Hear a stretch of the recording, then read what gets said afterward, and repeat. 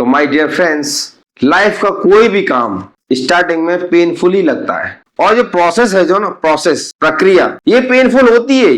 किसी महिला के लिए माँ बनना एक प्रक्रिया है, प्रोसेस है, लेकिन कितने पेन से गुजरती है वो माँ महिला, आप अंदाजा नहीं लगा सकते। एक नॉर्मल सा इंसान उतने पेन पे मर जाएगा, डेथ हो जाएगी उसकी, लेकिन वो माँ बनने के एंड गोल तक अपने गोल को सजो रखती है और उस पेन को भी सहन कर जाती है, क्योंकि उसका एंड गोल है माँ बनना। पहला गोल था माँ बनना, एंड गोल भी माँ बनना है, तो उस दर्द को सहन कर जाती है। तो जो प्रोसेस होता है वो पेनफुल ही होता है। एमबीए करना है तो जो उसका प्रोसेस होगा वो पेनफुल ही होगा, आसान नहीं है। अगर आसान होता सारा काम तो हर कोई व्यक्ति एमबीए कर लेता, हर कोई व्यक्ति लॉ कर लेता। एक पूरी क्लास के अंदर 50 स्टूडेंट होते हैं, कुछ ही टॉपर क्यों होते हैं? क्योंकि जो प्रोसेस है वो पेनफुल होता है, और पेनफुल प्रोसेस से कोई भी गुजरना नहीं चाहता। सबसे बड़ी दिक्कत यह है, सुबह उठ करके वर्कआउट के लिए जाना, ये सबसे बड़ा चैलेंज है। खास तौर पे सर्दियां पड़ रही हो, बरसात हो रही हो, बहुत पेनफुल है ये। लेकिन जो पेनफुल को समझ गया कि ये पेन तो उठाना पड़ेगा, और बोलते हैं नो पेन नो गेन, जब तक दर्द सहन नहीं करोगे जब तक प्राप्त नहीं कर सकते हो। तो लोग जिम में पहुंचते हैं, कुछ लोग बोलते हैं नहीं जी आज तो सर्दी पड़ रही है, नहीं जी आज तो क्या ना बरसात हो रही है। उनको कुछ भी कुछ बहाना चाहिए, एक्सक्यूज चाहिए उनको। तो प्रोसेस हमेशा पेनफुल ही होता है। जो इस पेनफुल प्रोसेस से गुजरता है वही अपने एंड गोल तक पहुंचता है। ये लाइफ का सबसे बड़ा मूल मंत्र है। जो व्यक्ति अपने गोल को अपनी दिमाग में, दिल में और अपनी आंखों में रखता है और उसी गोल को लेकर के वो एंड गोल तक पहुंचना चाहता है, तो उसको उस पेनफुल प्रोसेस से गुजरना ही पड़ेगा। No pain no gain. अगर आपको जिंदगी में अच्छा चाहिए और एंड गोल तक ही आप अच्छा चाहते हैं तो आपको पेनफुल प्रोसेस से गुजरना होगा, और कोई पर्याय नहीं है। सबसे बड़ी विडंबना यह है कि इस दुनिया में हर इंसान शॉर्टकट चाहता है। मैं 2 महीने जिम जाऊं और जॉन सीना बन जाऊं। भाई कैसे हो जाएगा? लोग 12-12, 13-13 साल से, 14-14 साल से क्या ना बॉडी बिल्डिंग कर रहे हैं, रोजाना सुबह जगते हैं, डाइट फॉलो करते हैं, पेनफुल प्रोसेस से गुजरते हैं, 2-2, 3-3 घंटे वर्कआउट करते हैं, तब जाकर के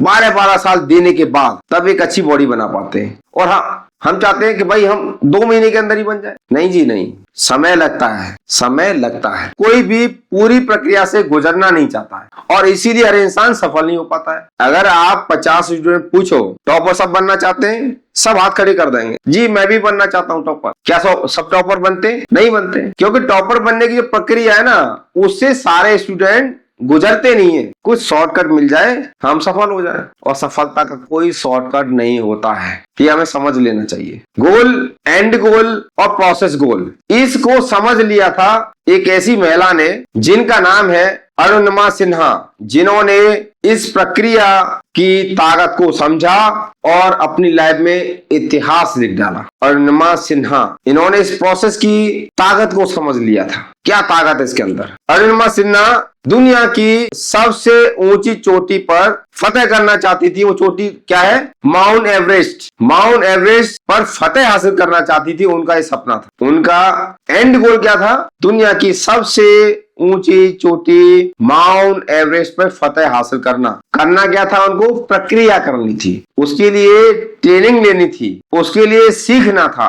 और ऊंची चोटी पर चढ़ने के लिए दोनों पैर, दोनों हाथ, फिटनेस एकदम परफेक्ट होना बहुत जरूरी है। जब माउंट एवरेस्ट पे चढ़ते हैं तो उससे पहले फिजिकली टेस्ट होता है, मेंटली टेस्ट होता है। सारे टेस्ट होने के बाद में तब उनको अनुमति मिलती है कि भाई अब आप चढ़ सकते हैं, अब आप तैयार हैं। इनका एंड गोल जो था वो था माउंट एवरेस्ट पे फतेह हासिल करना। अरुणिमा सिन्हा भारत की एक महान पर्वतारोही, मोटिवेशनल स्पीकर और नेशनल लेवल की पूर्व बॉलीवुड खिलाड़ी है, जिनका 2011 में एक ट्रेन हादसे में एक पैर कट गया था। नकली आर्टिफिशियल पैर के साथ नेहरू इंस्टीट्यूट ऑफ माउंटेनियरिंग में मात्र 18 महीने की कड़ी ट्रेनिंग के बाद वह माउंट एवरेस्ट पर चढ़ने वाली दुनिया की पहली ऐसी महिला बनी जिनका एक पैर नहीं था।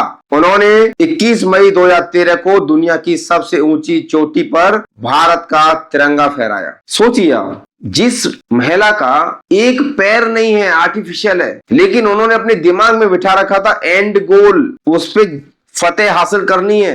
एक पैर न होते हुए उन्होंने फतेह हासिल करके दिखा, और मात्र 18 महीने की कड़ी ट्रेनिंग, 18 महीने की कड़ी ट्रेनिंग लेने के बाद उन्होंने फतेह हासिल करके दिखाई। उनके पास भी बहाना हो सकता था, उनके पास भी बहाना हो सकता था कि भाई मेरा एक तो पैर कट गया है, मेरा तो पैर कटा हुआ है, चलो कोई बात नहीं है, इस सपने को हटाते, कोई दूसरा सपना बनाते जिस सपने के लिए सिर्फ एक पैर लगे। ये बहाना उनके पास हो सकता था, एक्सक्यूज हो सकता था, लेकिन दिलों और दिमाग के अंदर एक ही चीज थी कि एंड गोल अचीव करना है। माय डियर फ्रेंड्स, आप सुबह उठते हैं, आपने कभी ये सोचा है कि मेरा एंड गोल क्या है? जॉब पे जाते हैं या आपका खुद का धंधा है या आप डायरेक्ट सेलिंग कर रहे हैं, क्या आपने अपने एंड गोल को अपनी आंखों में, अपने दिमाग में, अपनी बॉडी की एक एक खून की बूंद में उसको बसा दिया है, उसको बस जाने दिया है? ये चेक करने की आवश्यकता है। अगर ये है तो आप प्रोसेस के लिए तैयार हो जाओगे, चाहे कितनी भी कठिनाइयां आए आप पीछे नहीं हटोगे, आप उसके लिए तैयार होगे, क्योंकि आपने उस एंड गोल को अपने पूरे शरीर में, अपने पूरे रोम रोम में उसको बस जाने दिया है, बसा लिया है। तो आप प्रक्रिया से डरेंगे नहीं, पेनफुल प्रोसेस से आप पीछे हटेंगे नहीं, आप आगे आएंगे और उस प्रोसेस को फॉलो करके, उस प्रोसेस पे